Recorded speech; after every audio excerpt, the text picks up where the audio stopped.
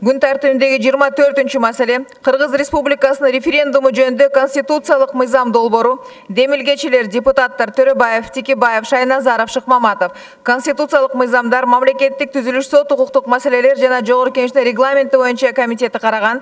Баяндамачы депутат Шыкмаматов Алмамбет Насырканович.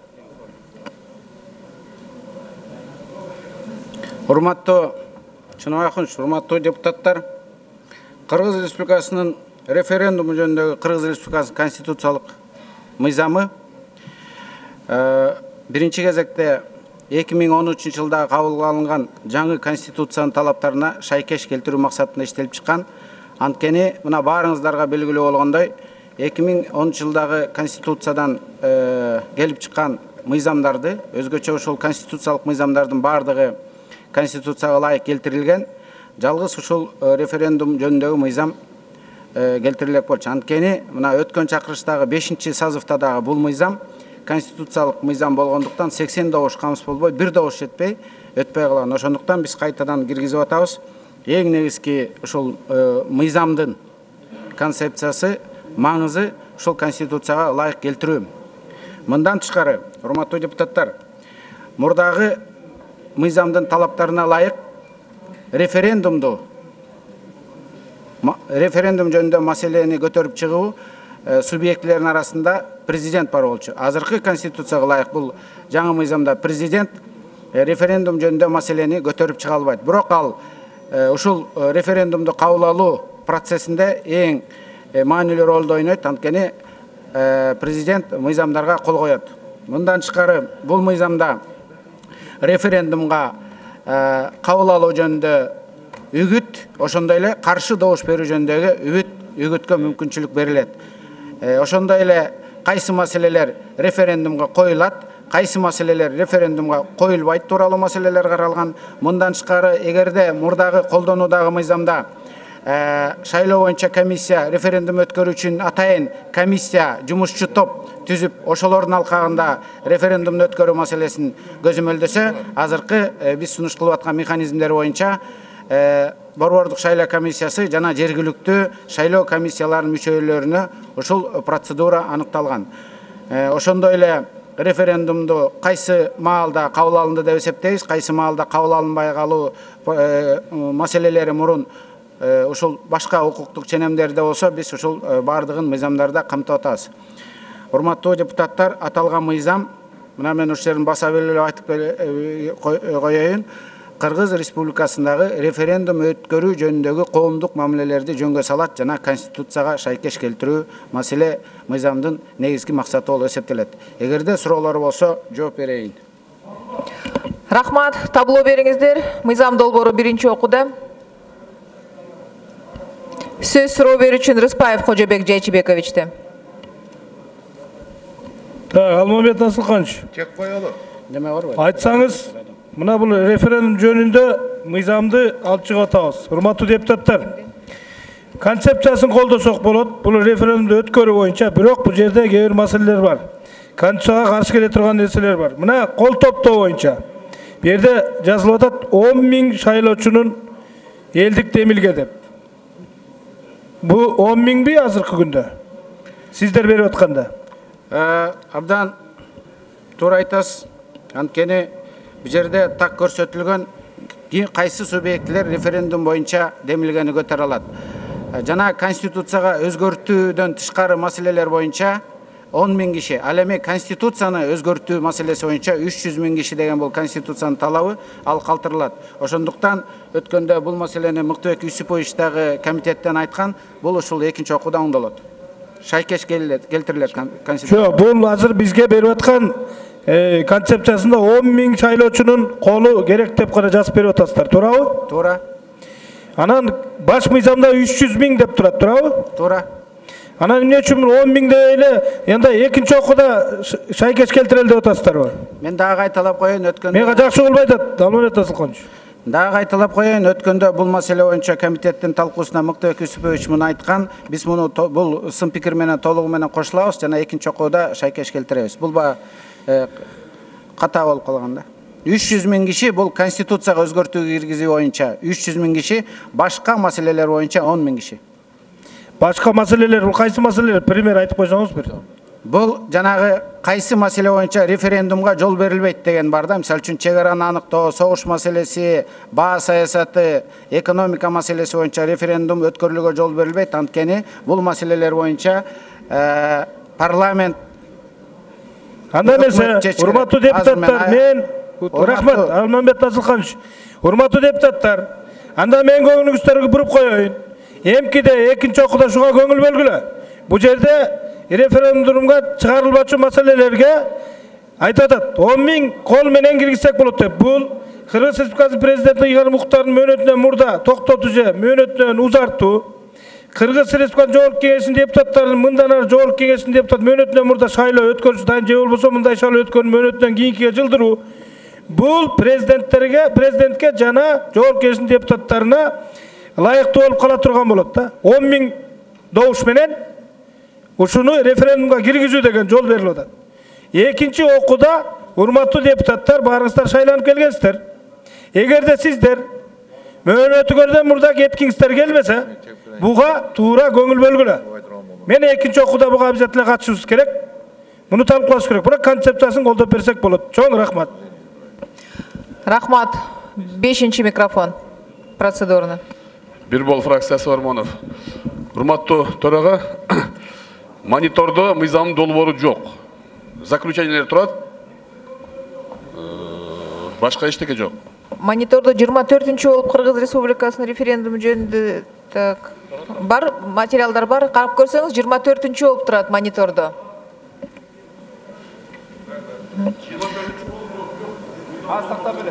Тактап берелик азыр. Сөз Жакупова Чолпон Идиновнада.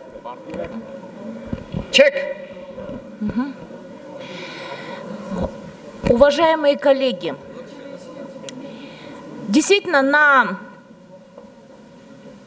на комитете Мыктык Юсупович поднимал вопрос о несоответствии статьи 10, статьи 114 Конституции. Но сейчас дело в том, что не только то, что упомянул мой уважаемый коллега господин Рыспаев, что 10 000 избирателей. Дело в том, что здесь появляется новый субъект инициирования в лице правительства Кыргызской Республики. В действующей Конституции, как вам хорошо известно, статья 114 четко определяет, кто может быть субъектом внесения изменений в действующую Конституцию. Там такого субъекта, как правительство, вообще нет. Поэтому у меня, и если это просто, это не совсем ложится в канву предложенной концепции, что данный законопроект инициируется для приведения в соответствии с действующей Конституцией.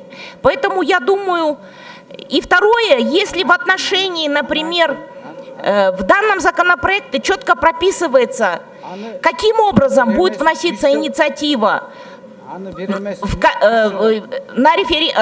закон, вопрос о назначении референдума в отношении 10 000 избирателей прописывается, в отношении Жорку Кенеша прописывается, правительство, процедура и механизм внесения этого вопроса правительством вообще отсутствует. В связи с этим я предлагаю, уважаемые депутаты, не поддерживать концепт, поскольку это входит в прямое...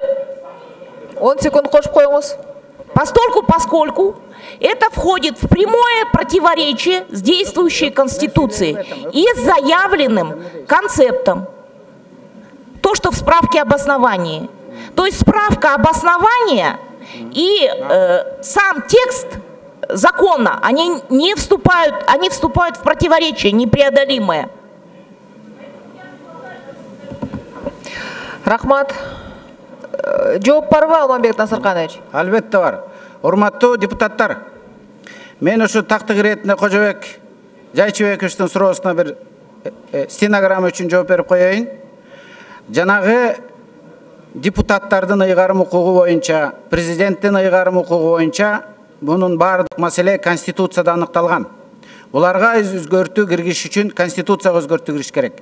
Ал эми конституцияга өзгөртүү кирүү боюнча 300 000 адамдын добушу керек. Ал эми башка маселелер боюнча, мисалы үчүн борбор шаарды атын которуу боюнча, желекти өзгөртүү боюнча, башка маселелер боюнча 10 000 кишинин законодательство инициативасы деген маселе бар. Муну так түшүнүп коюңуздарды суранам.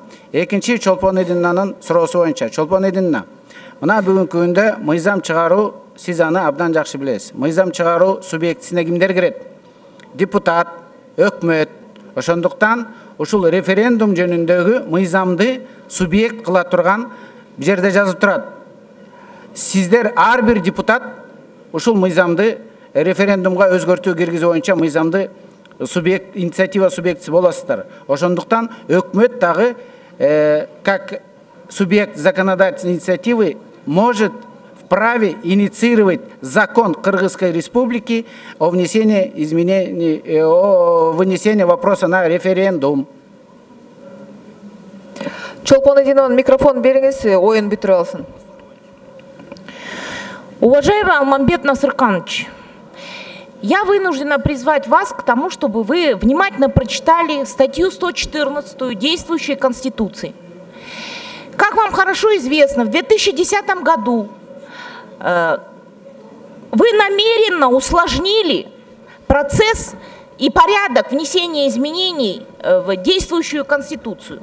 Статья 114 четко ограничивает субъектов внесения изменений, субъектов, которые могут инициировать внесение изменений в действующую Конституцию. Это только 300 тысяч избирателей и не менее 2/3 депутатов Джорку Кенеша. Все. Других субъектов по действующей Конституции по статье 114 нет. Я поэтому спрашиваю, каким образом вы намерены обойти препятствия, которые в статье 114 Конституции изложено? Других-то субъектов нет. Затем в статье 10 вы четко обозначаете относительно инициирования возможности о назначении референдума по Конституции.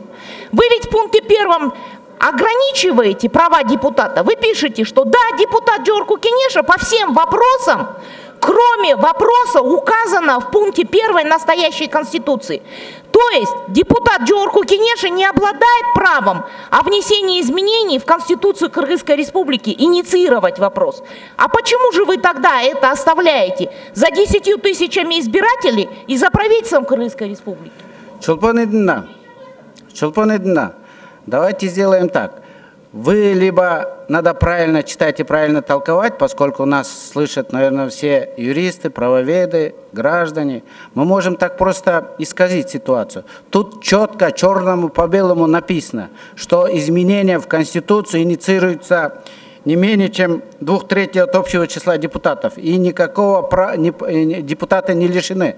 То есть 40 добуш кол коюп, референдумга Конституцияга өзгөртүү киргизүү боюнча маселени көтөрө алат.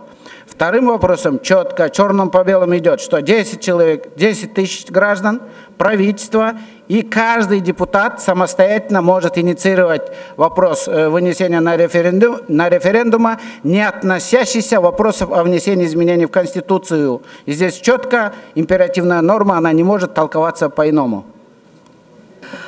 Рахмат, сөз суроо берүүчүн Салянова Аида Жеңишбековнада.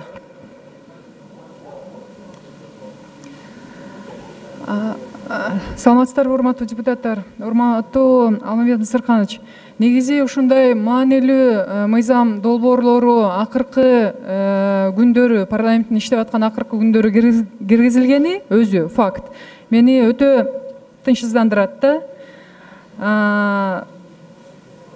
Кандай зарылчылык деген суроого сиз жалпысынан Конституцияга дал келтириш керек деп жооп берип атасыз, туурабы? Бирок сиз жакшы билесиз, ушундай акыркы күнү кабыл алган мыйзамдарга өзгөчө конституциялык мыйзамдардын долбоорлоруна элде ишеним төмөнүрөөк болот да, ушундай режимде кабыл алган мыйзам долбоорлоруна. Мына бүгүн 4 адам жазылыптыр. Эгерде биз штаттык режимде карасак, мен ойлойм, бир 10 есе көп адам жазылмак болуш керек депчи. Анткени билебиз, мындай конституциялык эмес мыйзамдар, өзгөртүү киргизип аткан мыйзамдарга деле кээде 30-40тан жазылып атпайбызбы? Анан 4 адам жазылганы ушул акыркы күндөрү киргизилип атканына байланыштуу деп мен ушуну менен гана байланыштырам да. Ошондой ишенимдин төмөндүгүнө алып барбай, балким бүгүн алып кое турсак бул маселени кароодон деп сизге сунуштайт элем. Кандай деп ойлойсуз? Мен сиздин айтканыңыз менен жарым-жартылай макулмун. Жанагы акыркы учурларда ушул коомчулук түшүнбөгөн ар кандай бир мыйзамдарды депутаттар сунуш кылып атат дегенге мен макулмун. Ага мына Жумурай журт күбө. Экинчи маселе боюнча жанагы эгерде башка күнү болсо көп киши жазылат эле дегенге мен макул эмесмин. Анткени мына азыр карасак чек коюлган жок. Депутаттардын толугу отурат. Анан эгерде алар өзлөрүнүн конституциялык укугуна пайдаланып суроо берүүгө жазылбаса божомолдогон мен ойлойм ашыкча деп. Ал эми регламент боюнча биз мыйзамды киргиздик инициаторлор. Мыйзам мына бүгүн коомдук парламенттин талкуусуна келди, биз доклад берип атабыз. Эми негизи андай баягы коомдук зарылчылык болбогондон кийин тек гана конституцияга дал келтириш үчүн болсо, сөзсүз эми каралышы керек. Бирок акыркы күндөрү каралганы негизи туура эмес деп ойлойм да менчи. Ушу акыркы күндөрү ушундай конституциялык мыйзамдардын долбоорлору каралганы. Эми жакшы элес, повесткада көп маселе турат. Ар ким баягы өзүнүн профилдик маселелери менен алек болгон үчүн жазылбай калып атат болуш керек деп ойлойм. Ошо опять-таки акыркы күн болгон үчүн. Ошон үчүн негизи өзүңүздүн эле эркиңиз менен Оюңуздун аягына чыкканыңыз. Алмабек Назарханович, ошо оюм ошол эле, өзүңүздүн эле эркиңиз менен бул маселени жылдыра турсаңыз болмок күзгө. Рахмат. Сөз суроо берүүчүн Бекешев Дастан Далабаевичте. Мен билгемче Бакыт Эргешевич бул демилгени уже экинчи или үчүнчү жолу көтөрүп атат. Бул жаңы мыйзам эмес. Окуп чыктык. Бирок бир эле суроо болуп атат да бул жерде, Алмабек Насырханович. 8-чи беренеде экинчи пунктта мындай жазылып турат да: досрочно нельзя поднимать вопросы о досрочном освобождении президента. Бул жерде жогорку кеңешти да жазып койбойлу. Дастан Далабаевич, экинчи пунктун окусаңыздар жогорку кеңеште жазып койгонбуз. Жок, там написано об избрании и назначении, ушундай жазылып атат. Да, мен досрочный именно освобождение боюнча айтып атам да. Мен сизге окуп берейинчи, Дастан Далабаевич. Жок, мен окудум, мен жакшы эле окуйм. Назначение досрочных выборов президента Кыргызской республики дали депутатов жогорку кеңеше Кыргызской республики, дали жогорку кеңеш. О назначении, а досрочном сложении жок бул жерде. А назначение досрочных выборов деген сиз жакшы билесиз, подразумевает досрочный распуск дегенди. Согласен. Бир сөздү кошсок жакшы болмок да. Себеби мындай да. Экинчи окууга сунуш бериңиз. Юристтер анан ошону лазейканы табышат да. Бул жерде назначение жөнүндө, а досрочном сложении жок сөз деп ушундай айтышат да анан. Мы же знаем эти технологии, когда начинают прям по букве читать уже. Ошон үчүн бияка дагы жогорку кеңешти кошсок, мен ойлойм туура эле болмок да. Себеби бул жерде ар кандай азыр биякта депутаттар айтып атышат, бизге тийиштүү эмеспи, тийиштүү бул мыйзам. Туура тиги регламент боюнча биринчи окуудан кийин жазуу түрүндө сунуш берсеңиз, Дастан Далабаевич. Рахмат. Сөз суроо. Мисалы ошон 3-чү бөлүмдө назначение, досрочное назначение выборов президента и жогорку кеңеши. Экинчи бөлүмдө президент именно о досрочном прекращении идет речь, а жогорку кеңеш жок. Көрүп атасызбы? Дастан Далабаевич. Бияка кошойлу. Кошуңуз. Все, рахмат. Рахмат. Сөз суроо берүүчүн Масалиев Исхак Абсаматовичте. Рахмат. Мен компьютердің кнопкасын бассам, запись кетіп баратат. Менде Алмабек Насырханович сизге жөнөкөй эле суроо бар да. Мына мыйзамдын долбоорун биз мыйзам катары кабыл алсак, Жогорку Кеңештин курамыны мөөнөттөн мурда таркатууга жол берилеби, берилбейби? Жогорку Кеңешти таркатыш үчүн, урматтуу депутаттар, мына Конституцияга өзгөртүү киргизип, анан таркатыш керек. Бул мыйзам референдум өткөрүү процедурасын кана иретке салып, Конституцияга шайкеш келтирүү максаты. Бул эки башка маселе. Ал эмес сиз айткан жана кооптонуу, Жогорку Кеңеш таратыбайбы деген, анан жанагы сөздөр жүрүп атпайбы? Жогорку Кеңеш тарайт деп. Бул эгерде бул мыйзам кабылданса, Жогорку Кеңешти таратыш үчүн Конституцияга өзгөртүү киргизиш керек, ошо таратылсын деп. Ошондо гана таратылат. Так айтканда, бул мыйзамды кабыл алсак, Жогорку Кеңештин таратканга, мөөнөттөн мурда таратканга негиз болбойт, туурабы? Негиз болбойт. Эгерде негиз болсо, мен дагы ал идеяны колдобойт элем, дагы мыйзамды алып чыкпайт элем. Экинчиден, бүгүнкү күндө ушул мыйзамды кабыл алышка эмне зарылчылыгы бар? Мындай жөнөкөй жалпак сөз менен түшүндүрө аласызбы? Түшүндүрө алам. Анткени бизде конституциялык мыйзамдардын бардыгы 2010 жылы референдум тарабынан, эл тарабынан кабыл алынган Конституцияга шайкеш келе элек. Мыйзамдардын бардыгы шайкеш келген. Бул конституциялык мыйзам. Конституциялык мыйзамдар башка массивке караганда биринчи кезекте Конституцияга шайкеш келиш керек. Үчүнчү, ушул мыйзам долбоорун күзгө калтырсак, көз карашыңыз кандай? Каршы болосузбу? Демилгеч катары. Мен ушу мыйзамды концепциясын биринчи добуштон колдоп берүүнү суранам. Анткени күзүндө экинчи окуу деген бар, үчүнчү окуу деген бар. Жанагы Дастан Далабаевич айткан маселелер боюнча, Мыктыбек Юсупович, Кожобек Жайчыбекович айткан маселелер боюнча экинчи окууда керек болсо коомдук талкуу өткөрүп, парламенттик окуу өткөрүп, эксперттердин мнениясын сурап дегенде биз экинчи, үчүнчү окууда шашпай кайрылсак болот. Мен суроо бергеним, эгерде азыр депутаттарды колдоо табылбай өтпөй калса, анда 6 айга калып кетет. А может быть, күзгө калтырып койсок туура болбойбу? Биздин максатыбыз мыйзам кабыл алыш керек да. Түшүнбөй туруп азыр тескери берип койсок да, ошто кийин мына депутаттар дагы өзүнүн кызмат ордун коргоп атат деп сөз болуп калышы мүмкүн да. Мен эми бул мыйзамды концепциясын биринчи окуудан колдоп берүүнү суранам. Жок, мен деле каршы эмесмин, бирок мен азыр залда сүйлөшүп, балдар менен сүйлөшсөм, анча-мынча түшүнбөстүктөр бар экен да.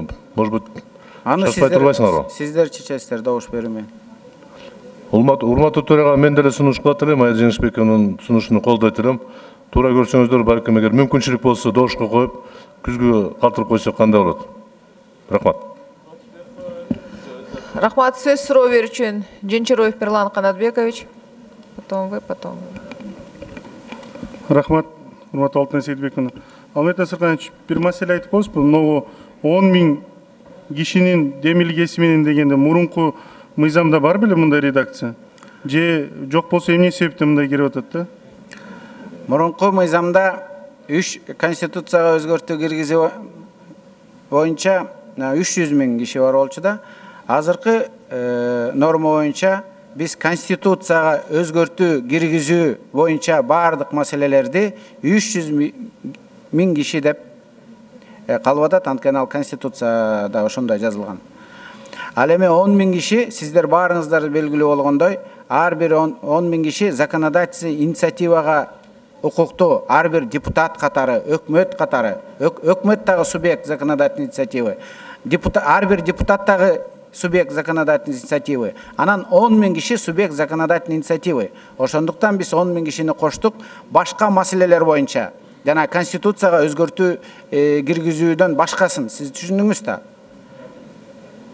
Жанагы кайсы маселелер боюнча референдумга алып чыгууга болбойт деген бир четкий исчерпывающий перечень бар да. Ошондон тышкары бардык маанилүү маселелер боюнча законду Жогорку Кеңештин кароосуна алып чыгуу инициативасы 10 000 кишиге ээ. Мисалы үчүн, жана мен айткандай, шаардын атын өзгөртөлүү, желекти өзгөртөлүү же башка бир маселелер боюнча.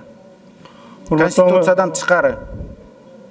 Урматтуу Алмет Насырканович, шаарлардын аталышын өзгөртүү боюнча ал башка мыйзам бар. Жанагы сиз айткан 10 000 адам, ал жана башка мыйзам бар. Закон о народной законодательной инициативе дегенчи башка мыйзам бар. Эмне үчүн буга керектүүлүк болуп ушака киргизип атабыз? Анан тышкары 10 000 адам, условно мына айтканда bir айыл же bir эки айылдын жашоочулары могу жерде турат да и иных нормативно-правовых актов, а также иные вопросы государственного значения. Ал кандай маселелерди ал кишилер алып чыга алат? 10 000 адам демилгеси менен. 10 000 адам мына бүгүнкү күндөгү мыйзамдарда 10 000 адам законодательный инициативага ээби? Мына сизге суроо ээ да туурабы? Мисалы үчүн ушул мына айыл чарба багытындагы жерлерди өзгөртүү жөнүндө же баардык ушул маселелер боюнча 10 000 киши субъект законодательный инициативада биз ошону шайкешкана келтирип атабыз. Жок. Эми булар ошол мыйзам мына референдумга алып чыга турган маселе. Мыйзам менен кабыл алынабы? Ошол мыйзамдын демилгесин көтөрүп чыга турган субъект 10 000 киши болот. Немного идет подмена понятий. 10 000 адам народный инициатива көтөрүп, аны талдап ал боюнча мыйзам бар, аны жогорку кеңештин кароосуна киргизет. А бул жерде 10 000 адам демилге көтөрүп референдумга алып чыгат деп атат. Жок, сиз туура эмес түшүнүп атасыз. 10 000 адам демилге көтөрүп референдумга алып чыгуу жөнүндөгү Кыргыз Республикасынын мыйзамын жогорку кеңешке алып чыгат, кабыл алып бергиле деп. Анткени референдумга көтөрүп чыгуу маселеси мыйзам менен кабыл алынат. Сиз аны жакшы билесиз. Подмена понятия жок. Мыйзам чекирек болуп турат да, тиги юридикалык бөлүмдө биякта берип атат, тиги 114 статьянын конституцияга карама-каршылыгы бар деп. Рахмат. Рахмат. Процедурный экинчи микрофон. Алмамбет Насылканович, тактоо иретинде да депутаттарга түшүнүктүү болсун. Сиз жана стенограмма үчүн айттыңыз, бирок мен мындай түшүндүм да, бул жерде жазылып турат, бул мыйзамда референдумга чыгарылмакчы маселелерге бул жерде жазылганга. Мына бул жогорку кеңеш мөөнөтүнөн мурда таркашы дегени бар экен, өткөрүүнү дайындоо, же президенттин ыйгарым окуунун мөөнөтүнөн мурда же улантуу деген бар экен. Ушул совсем 10 000 добуш менен көтөрүлбөйбү маселе? Ушул чыгарылбагандарга деп атпайбыз биз маселелер. Көтөрүлбөйт, себеби сиз айткан маселелерди иш жүзүнө ашырыш үчүн конституцияга өзгөртүү киргизиш керек. Ал эми конституцияга өзгөртүү киргизүү маселеси 300 000 кишиге таандык. Буга мен жооп алдым. Эми дагы бир мындай бүдөмүк жазылып калыптыр да, орусчасында да, кыргызчасында дагы. Жана 10 000 кол топтоо инициатива демилгелерди митип жазып коюптурсуңар да, кыргызчасында. Референдумду дайындоо жөнүндө маселе Кыргыз Республикасынын жогорку кеңешинин мындан ары жогорку кеңеш тарабынан төмөнкүлөр демилгеси боюнча каралышы мүмкүн деп коюптурсуңар. Орусчасында вопрос о назначении референдума может быть рассмотрен жогорку кеңеши. Бул мындай да мүмкүн же может быть деген сөз как понять? Так жазгыла анда. Таптак жазгыла. Мүмкүн менен эртең жайлайсыңар баарыбызды. Ай, мүмкүн деп турбайбы ал жерде? Кааласак алып чыгабыз, каалабасак өзүбүз эле киргизебиз деген сөз болбойбу? Андай болбойт, анткени. Анда эмне так жазбайсыңар? Сиз юристсиз. Так жазылуу. Эми мүмкүн или может быть деген сөз такпы? Таптак, анткени Кожобек Жачыбеков, мен ушу суроо берип атасыз, кайра өзүңүз комментарий берип атасыз. Мен жооп берейинби же? Жооп бериңиз. Бул жерде мындай 10 000 киши законодательный инициативага ээ. Сиздер баарыңыздар күбө болгондой, өткөн 5-жылды созывда 10 000 киши законодательный инициатива келген, жана кумтөрдү тиги улутташтыруу боюнча бир маселе. Ошондо процедурный маселелер бузулгандыгына байланыштуу жогорку кеңеш ал кетирип чыккан инициативаны кароодон баш тарткан.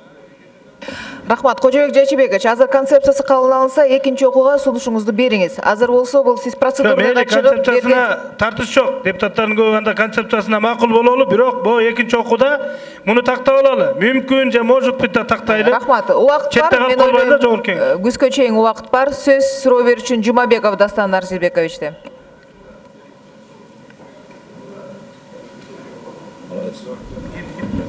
Депутат Жумабековдун микрофону. Рахмат, Алтынай Сейтбековна. Алмамбет Насырканович, айтсаңыз, бұл конституция кабыл алып атканда сиз кирдиңиз беле автор болуп? Катыштыңыз беле? Рабочий группага 2010 жылы. Катышкан эмес. Анда мен ойлойм да, бул конституцияда так көрсөтүлүп атпайбы? 2020 жылга чейин өзгөртүү болбойт деп турат. Ошого кандай карайсыз? Туура деп карайм, туура норма киргизилген, бирок бул жерде мен жанагы жооп берип атып Абсамат Искаковичке жооп бербедимби? Бул маселе конституцияга өзгөртүү киргизүү жөнүндө мыйзам эмес. бул маселе референдум өткөрүүнүн тартибин аныктай турган эрежелерди конституцияга шайкеш келтирип атабыз. Анда бул жерде жазып атпайбы, бул конституциялык мыйзам болуп атпайбы? 114 беренеде жана да жогоруда депутаттар айтып кетти да, 300 миңдеген кишини сиздер 10 миңге алмаштырып атасыздар да. Туурабы? Туура. Бул конституциядагы мыйзам алмашып атат 114 берене. Дастан Артисбекович, мен эми 4-чү жолу ушул маселеге кайталап бир жооп берип коеюн. Бул жерде так мындай башкача императивный норма деген түшүнүк бар, башкача талкабания болбойт. Жазылып турат. Конституцияга өзгөртүү киргизүү боюнча маселе 300 миң кишиге таандык, ал эми калган маселелер боюнча 10 миң кишиге таандык деген. Муну дагы кандай түшүндүрүш керек? Эми бул мындай да 10 миң киши туура бул мыйзам долбоорун алып чыкканга болот. Депутат жеке өзүнүн ою менен мыйзам алып чыкканга болот. Өкмөт сунуштаса болот мыйзам долбоор 10 миң киши. Ал эми эмне үчүн 300 миң киши деп атайын жазып койгон бул конституцияга? Анткени ошого түшүндүрсөңүз анда. Анткени жогорку кеңешти 10 миң киши кол топтоп жогорку кеңешти таратып ийбесин деп ушул норма киргизилген. Президентти убагынан мурун кайра шайлоо өтсүн деген референдумга маселени алып чыкпаш үчүн ушу 300 миң киши деген киргизилген.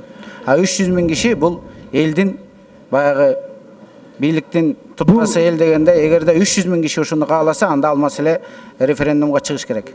Мамет Насырханович, демек стабилдүү мамлекет болуш үчүн, ушундай башаламандыкка келбеш үчүн ошондой санды жеткиргенде мыйзамдаштырганбыз. Баш конституция менен мыйзамдаштырганбыз. Ал эми бул референдум өткөрүш үчүн эле аягы келип туруп депутаттар өзүбүз голос беребиз. 80 голос менен өтүш керек бул. Негизичи 81 голос менен өтүш керек. 3төн 2 деп турат. Ал эми жана мен түшүнбөйм, 300 миңден 10 миңге түшүргөндө бул эмнени өзгөртөт? Бул эми калуучулар ошол бир политик болобу же көчөдөгү оппозициялар болобу ушундай демилген көтөрүп баштайт да. Мен эми мындай демократиялык Кыргызстан мамлекет болгондон кийин мен айткым келет өзүм оюмду. Биз стабилдүү өнүгөбүз. Биз ушу конституцияны тутуп 2010 жыл кабыл алып бергенбиз. Эми 20 жылга чейин чыдап туралы. 20 жылга чейин 20 жылдан кийин көп өзгөртүүлөр болсо, анда алып чыгабыз. Мен ойлойм, урматтуу депутаттар. Рахмат. Сөз суроо берүүчүн депутат Назаров Айтмамат Кошоевичтен. Рахмат. Алмамет Насырханович, айтсаңыз, мына ушул референдум жөнүндө сиздер даярдаган закон боюнча, эгерде конституцияга өзгөртүү киргизүү боюнча референдум жарыяланса, ана ошол конституциянын бир нече беренелерине өзгөртүү кирип аткан болсо, ошол добуш берүү үчүн бюллетенге кандай тартипте киргизилет? Мына ошол нормалар барбы ушул закондо? Сурооңузду кайталап коесузбу? Ушул закондун негизинде, убактымды токтотуп койсоңор, ушул закондун негизинде референдум жарыяланса, конституцияга өзгөртүү жөнүндө, ал конституциянын бир нече беренелерине өзгөртүүлөр киргизилип аткан болсо, бир эмес бир нече маселе боюнча, кандай тартипте ошол референдумда добуш берүү үчүн бюллетенге киргизилет? Ар бир маселе өзүнчө коюлабы же жалпы коюлабы? Түшүндүм. Ар бир маселе боюнча өзүнчө коюлат. Ар бир маселе боюнча өзүнчө коюлат, Ар бир маселе боюнча өзүнчө коюлат. Анда экинчи суроо. Эми ошол конституция күчүнө киргенден кийин мен Исхак Абсаматовичтин суроосуна кошумчалап айткым келип атат. Жогорку кеңеш таркайбы, таркабайбы? Конституция жаңы өзгөртүү киргизилгенден кийин ушул референдумдун жолу менен. Чолпон Эдинда айтып атпайбы, укуктук теориянын мыйзамы боюнча жаңы конституция кабыл алынгандан кийин ошол парламент, президент, өкмөттүн ортосундагы саясий укуктары өзгөртүлгөндөн кийин сөзсүз түрдө парламент тараш керек деген. Бул өкмөт отставкага кетиш керек, парламент тараш керек деген баягы теориянын жалпы эрежесин айтып атат. Мен буга толугу менен кошулам. Бирок бул жердеги маселе, бул конституцияга өзгөртүү киргизүү деген сунуш жок. Бул жерде дагы кайталайын 5-жолу. процедура референдум жөнүндөгү процедураны аныктап берет деп коелу деген максат. А конституцияга өзгөртүү кириш үчүн бул мыйзам күчүнө кириш керек. Андан кийин ушул жана субъект деп атпайбызбы? Ушул субъектлердин бирөө инициатива көтөрүш керек. Жана 10 000 кишиден чыгары 300 000 киши, депутаттардын 3-төн 2-си деген субъектлер. Значит, ошол конституция өзгөртүү киргизилсе, Жогорку Кеңеш таркайт, өкмөт отставкага кетет. Ушундай түшүндүм да? Конституцияга өзгөрүү киришсе мүмкүн. Рахмат. Рахмат. Башка суроолор жок. Президенттин өкүлү дагы сөз сурап атат. Сөз сизде. Рахмат. Урматтуу депутаттар, каралып аткан мыйзам боюнча мен бааласам ар кандай пикирлер айтылып атат. Негизги маселелерине токтоло кетейин. Бул президентке жана Жогорку Кеңешке аларды мөөнөтүнөн мурда шайлоо же болбосо кызматтан алууга эч кандай тиешеси жок. Сиздер жана президент ушул конституцияда белгиленген мөөнөттөр боюнча иштей берет. Бул Жогорку Кеңешке мындайча айтканда 2020 жылга чейин эч кандай таркатуу же болбосо кайрадан алдын ала шайлоого эч бул мыйзамдын тиешеси жок. Ушуну баса белгилеп койгум келет. Анан экинчиден бул мыйзамды биринчи окууда биз ойлойбуз концепциясын кабыл алуу керек деп, себеби коомчулук алып чыгып, ушул концепцияны чоң талкууга алыш керек. Анан экинчи окууда күзүндө алымча кошумчалары менен карап, жанагы 10 000 болобу же 300 000 болобу, ошол сандарын тактап алсак мүмкүнчүлүк кенен. Жайлата биздеги рабочий группадагы бунун үстүнөн иштейт эле. Ошондуктан негизги концепциясын бүгүн караштырып кабыл алып берсеңиздер, кийинки маселелерди ушу сиздер каникулдан келгенден кийин аны караштырсак. Рахмат. Рахмат. Сөз Шыкмаматов Алмамбет Насыркановичте. Мен президенттин өкүлүнө кайрылат элем да. Бул мыйзамды Жогорку Кеңештин депутаттары демилге катары көтөрүп чыгып атат. Биз кызыктар болуп көтөрүп чыгып атабыз да. А сиз бул мыйзамга кандай тиешеңиз бар? Мындай колдоп бергиле деп. Сиз да авторсузбу? Жок, мен автор эмесмин, бирок негизинен биз да бул маселени аппаратта караганбыз. Биз дагы ошо колдосокпу деген жакшы ниетибиз бар. Сиз мени колдоп аткан турбайсызбы? Рахмат. Рахмат. Процедурный 4-чү микрофон. Урматтуу депутаттар, мына бүгүнкү болуп аткан мыйзамда мына история, тарых тастыктайт да. 2007 жылы Бакиевдин убагында ушундай эле мезгилде ушундай мыйзам менен туруп Жогорку Кеңеш таратып ийген. Бир күндүн ичинде маштесин алып, эшикте 150 гаи келип, депутаттарды жакалап, шермендесин чыгарган. Ошондон кийин мыйзам бузулуп өтө төмөн болгонан революция болгон. Мен ойлойт элем, бул жерде 10 000 деген Жолдош Шыкмаматов, жанакы Текебаевдин закондорун булар эмне? Булактын башын булгап коюп, аягынан эл менен кошо суу иче береби? Мен ойлойм, бул мыйзам туура эмес. Ал эми эмне деген сөз? Анан депутаттар мындай кылып атат, тигиндей кылып атат, 3 жолу беришип, андай болсо элдер менен кошо келип сүйлөшпөйбү? Мен ойлойт элем, буга каршымын. Мурунку эле мыйзам жакшы, 300 000 деп атпайбы? Азыр кээ бир партиялар 400 000 боло салып атат. Ошо да бар 300 000 дегенди 400 000ге жеткириш керек. Анан нормально кылгыла да жакшы иштеп атат, депутаттар иштеп берип атат. Бүт бардык өкмөттүн мыйзамдарын ойдогудай чыгарып берип атат. Президентти колдоп атат. Мен ойлойт элем, урматтуу депутаттар, өзүңөр көрүп каспагыла. Давайте. Рахмат. Рахмат. Процедурныйга чыкканда Мен жооп берип коеюнбу? Мен жооп берип коеюнчу. Микрофон турат, жооп бериңиз. Мен мына коллегам Камчыбек Жолдошбаевга жооп берип коеюн дедим эле. Биринчиден мындай, сиз айтып атасыз. Биринчиден этика деген болот. Сиз мындай сыйласаңыз, сиз сүйлөсөңүз, bizde да ошондой укук бар сизге жооп берген. Мындай орой сүйлөбөй, анткени биз коллегабыз. Биз деле ошол сиз абдан туура айтып атасыз. болгон мыйзамдарды колдоп берип атабыз, айтканын кылып атабыз деп. Анан кийин бул жерде маселе башка болгон жок. Конституцияга өзгөртүү киргизүү болгон жок. Парламентти таратуу жөнүндө маселе болгон жок. Ошондуктан урматтуу коллегалар, мына Жолдошбаевдин үлгү албасаңар. Рахмат. Процедурный 6-чы микрофон. Урматтуу кесиптештер, бир ой пайда болду да. Америкада полицейскийлер даярдап атканда кыз балдарга айтат экен да. Даже если на вас напали и пытаются изнасиловать, а вы ничего не можете сделать, расслабьтесь, попробуйте получить удовольствие деген сөз бар да. Бул эмнеге мен айтып аткам? Бул тамаша сөз, капа болуңуздар. Мен ушул мыйзам долбоорун колдогонго даяр болчу элем. Азыр мына администрациянын өкүлү чыгып эмнегедир автор катары сүйлөгөндө мен кичине ойлонуп калдым да. Кээ бир учурда аз маз ойлонуп туруп чыгып сүйлөш керек да.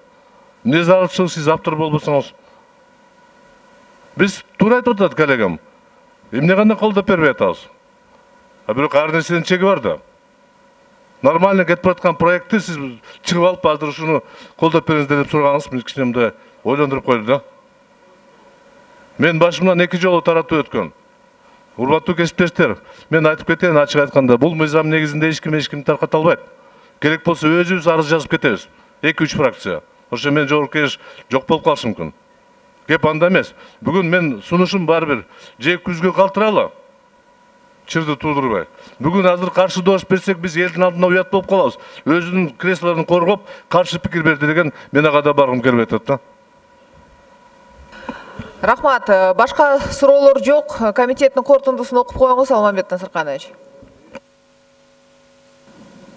Комитеттин корутундусу биринчи окуудан концепциясын колдоп, жогорку кеңештин отурумуна алып чыгуу. Аталган конституциялык мыйзам долбоору биринчи окууда добуш берүүгө жөнөтүлөт.